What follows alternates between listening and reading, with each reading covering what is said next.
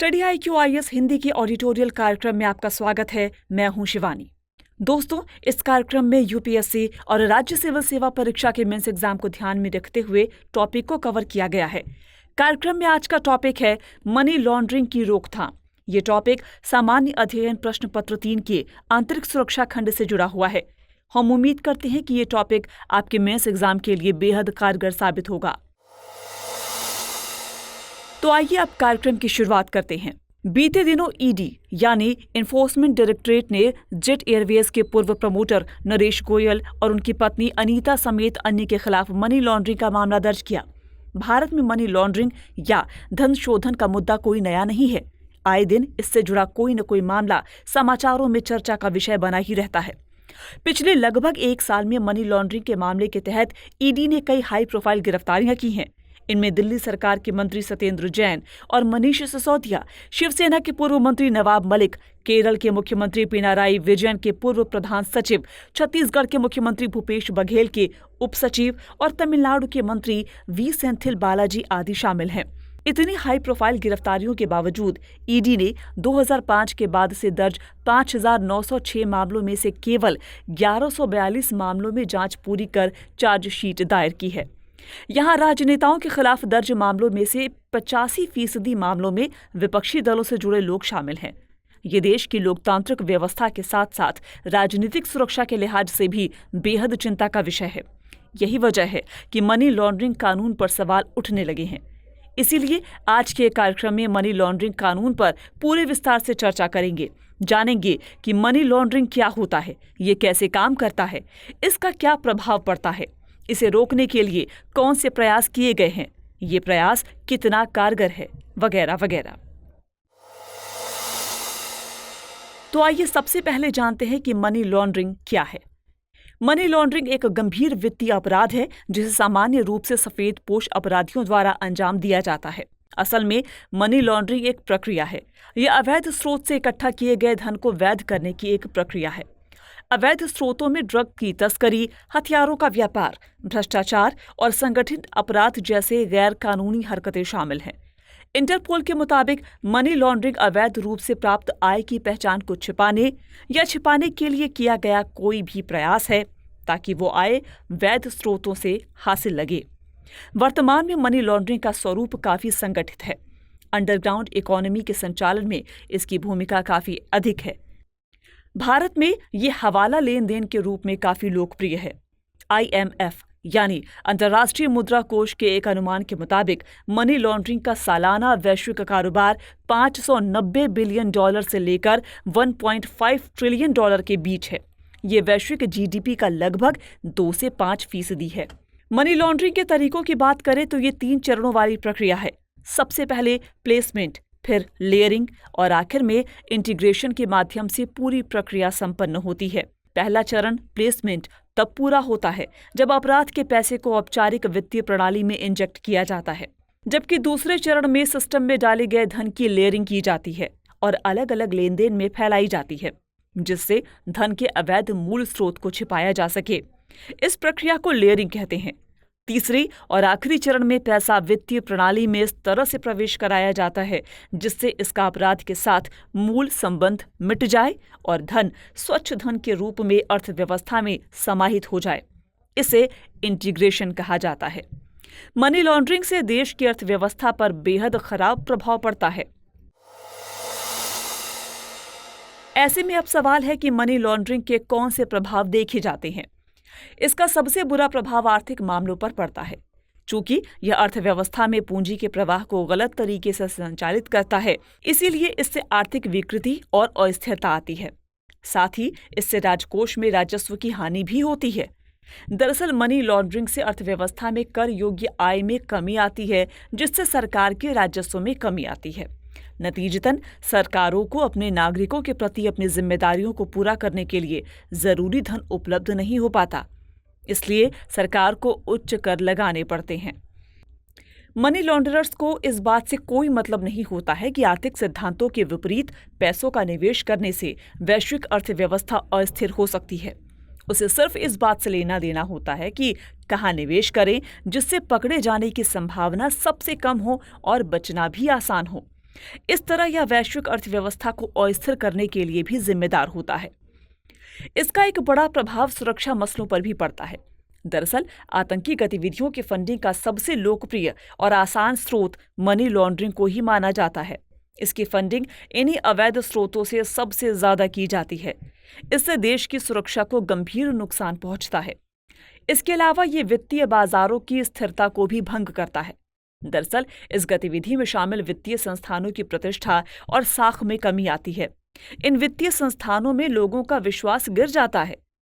इससे एक ओर वैश्विक अर्थव्यवस्था में देश की प्रतिष्ठा कम होती है, तो दूसरी ओर यह निवेशकों को देश की अर्थव्यवस्थाओं में निवेश करने के लिए हतोत्साहित करता रहता है। असल में निवेशक अपना पैसा वहां निवेश करना चाहते हैं जहां मनी लॉन्ड्रिंग का जोखिम कम हो।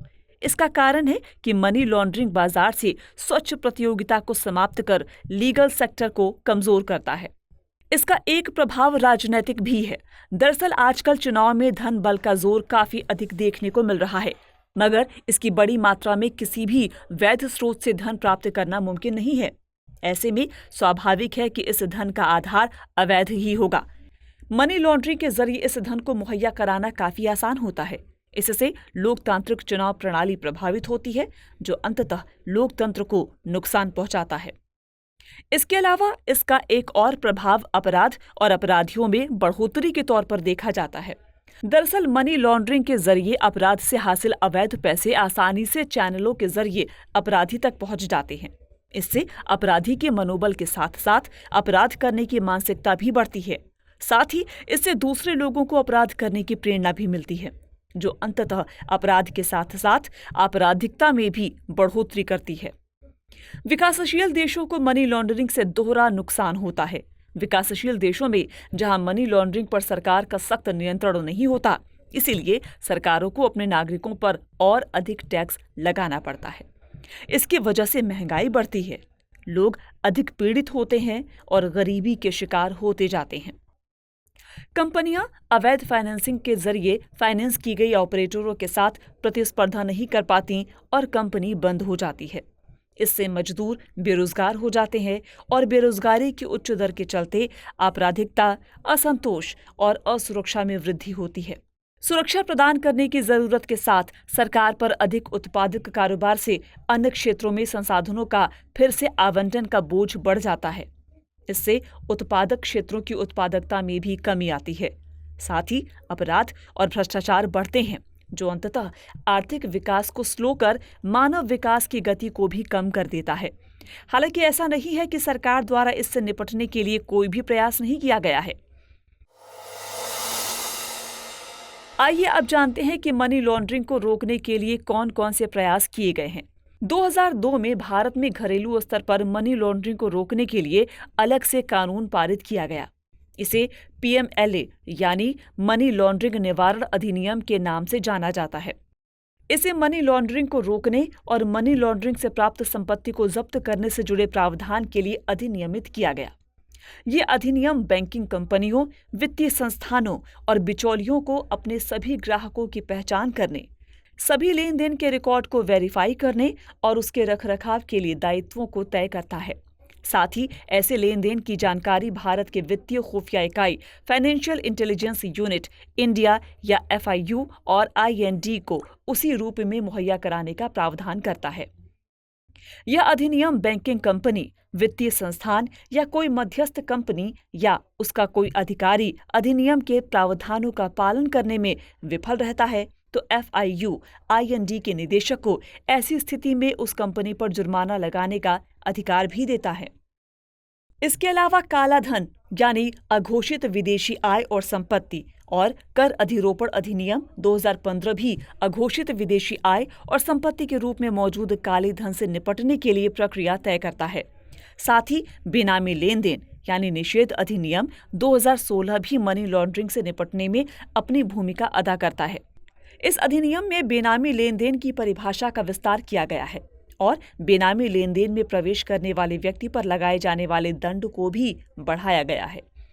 इसके अलावा आयकर अधिनियम 1961 फेमा यानी विदेशी मुद्रा प्रबंधन अधिनियम 2000 और स्वापक औषधि और मना प्रभावित पदार्थ अधिनियम 1988 आदि भी कुछ अधिनियम हैं जो किसी न किसी रूप में मनी लॉन्ड्रिंग से निपटने में अपना योगदान देते हैं।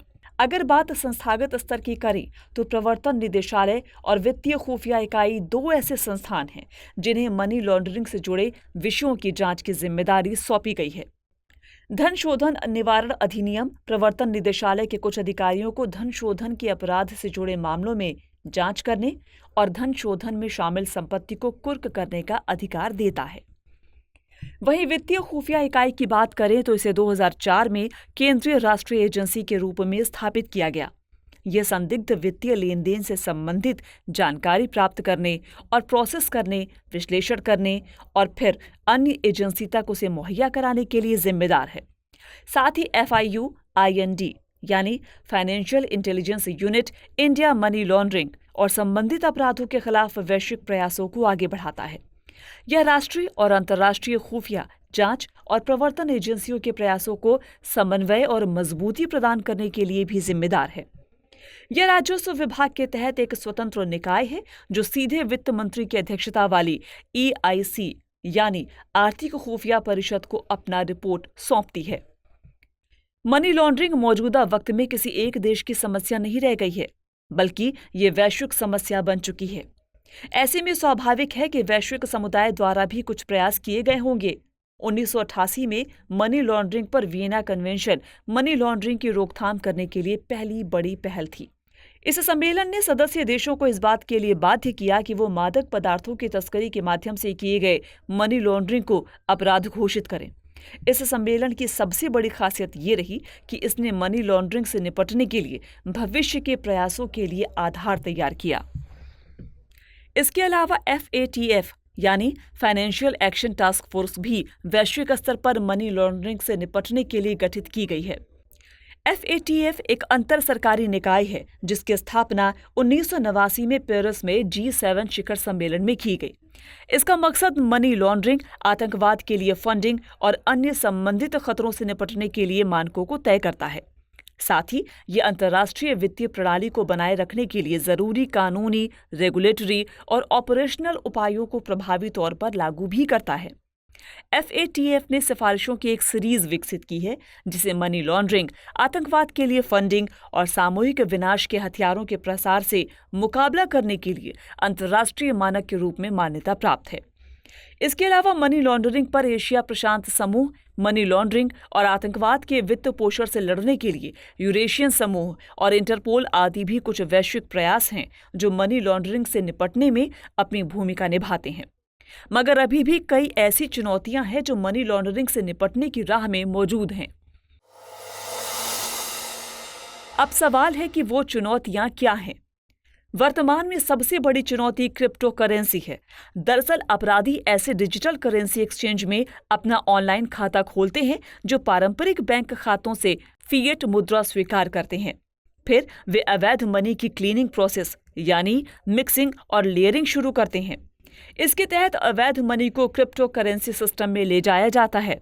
फिर कम रेगुलेटेड और बेहतर डिजिटल मनी एक्सचेंजों के जरिए पैसा एक क्रिप्टो करेंसी से दूसरी क्रिप्टो करेंसी में ट्रांसफर किया जाता है, जिससे उसे ट्रैक करना लगभग असंभव हो जाता है। Crypto currency anti money laundering report के मुताबिक अपराधी क्रिप्टो करेंसी को हासिल करने के लिए चोरी और जुए का भी इस्तेमाल करता है। साथ ही डार्क वेब या डार्क मार्केट का भी निर्माण करता है, जिससे हैकिंग के माध्यम से क्रिप्टो करेंसी को हासिल किया जा सके। एक अनुमान के मुताबिक $350 बिलियन के बाजार पूंजीकरण के साथ बिटकॉइन दुनिया की सबसे बड़ी क्रिप्टो करेंसी है। बिटकॉइन की एक विशिष्ट खासियत ये है कि इसके सभी लेन देन का रिकॉर्ड एक सार्वजनिक बही खाता में होता है, जिसे एक साथ हजारों कंप्यूटर्स में रखा जा सकता है। लिहाजा इसे ट्रैक करना आसान नहीं होता है। इसके अलावा साइबर हमला, डेटा सुरक्षा कानून का अभाव, जन जागरूकता की कमी, वित्तीय संस्थाओं की अक्षमता और आधुनिक तकनीकों का मनी लॉन्ड्रिंग में इस्तेमाल आदि भी बड़ी चुनौतियों में शुमार हैं। इनसे मुकाबला किए बिना मनी लॉन्ड्रिंग से निपटना आसान नहीं होगा। तो आइए अब इनसे निपटने के उपायों को भी जान लेते हैं। सबसे पहले आम लोगों को, विशेषकर गरीब और अनपढ़ लोगों को इस समस्या के बारे में अधिक जागरूक करने की दरकार है, जिससे इन लोगों के बैंक खातों का इस्तेमाल मनी लॉन्ड्रिंग में होने से रोका जा सके। इसके अलावा वक्त वक्त पर होने वाली केवाईसी मानदंडों को पूरा करने पर जोर देना चाहिए, जिससे बंद और अवैध खातों का पता लगाया जा सके और उसे सिस्टम से बाहर निकाला जा सके। साथ ही कैशलेस और डिजिटल लेन देन को बढ़ावा देना भी एक प्रभावी उपाय हो सकता है। अगले उपाय के तौर पर होना ये चाहिए कि वित्तीय संस्थानों को संदिग्ध लेन देन की रिपोर्टिंग करना जरूरी कर देना चाहिए। इससे मनी लॉन्ड्रिंग से निपटने वाले अधिकारियों के लिए मनी लॉन्ड्रिंग के कार्यों का पता लगाना और आसान हो जाएगा। साथ ही वित्तीय संस्थानों के कर्मचारियों को मनी लॉन्ड्रिंग से जुड़े संदिग्ध गतिविधि का पता लगाने के लिए प्रशिक्षित करना चाहिए, क्योंकि अगर बैंक कर्मचारी मनी लॉन्ड्रिंग से जुड़े लेन देन की विशेषताओं की पहचान करने में सक्षम होंगे तो वो और अधिक ऐसे लेन देन का पता लगा पाएंगे। इसके अलावा आपराधिक वित्तीय नेटवर्क में नई तकनीकों को लागू करना, डेटा सुरक्षा कानून बनाना, व्हाइट कैप्स को इसके लिए हायर करना और बैंकों द्वारा मनी ट्रांसफर का वेब ऑडिट करना आदि भी मनी लॉन्ड्रिंग से लड़ने में अपनी अहम भूमिका निभा सकते हैं। एक उपाय वित्तीय संस्थानों को अपने स्तर पर भी करना चाहिए। वित्तीय संस्थानों को अपने ग्राहकों के बारे में पर्याप्त जानकारी हासिल करनी चाहिए, जिससे ये सुनिश्चित हो सके कि वो वैध व्यावसायिक गतिविधि में ही लगे हुए हैं, न कि अवैध कारोबार में। इस तरह के कामों से बैंकों को संदिग्ध लेन देन का पता लगाने में और ज्यादा आसानी होगी। आखिर में उभरती तकनीकों के दरमियान मनी लॉन्ड्रिंग के खतरों का मुकाबला करने के लिए जरूरी है कि बिग डेटा एनालिसिस और आर्टिफिशियल इंटेलिजेंस जैसी आधुनिक तकनीक को एंटी मनी लॉन्ड्रिंग तंत्र के साथ जोड़ा जाए। वर्तमान में इसके बिना मनी लॉन्ड्रिंग के खतरों से निपटना आसान नहीं होगा। चलिए अब आज के टॉपिक पर आधारित सवाल को नोट कर लीजिए। आज का सवाल है, मनी लॉन्ड्रिंग से आप क्या समझते हैं? मनी लॉन्ड्रिंग से निपटने में मनी लॉन्ड्रिंग निवारण अधिनियम 2002 कितना प्रभावित है, समझाइए। हम उम्मीद करते हैं कि आज का ये पूरा टॉपिक आपके एग्जाम के लिहाज से बेहद कारगर साबित होगा।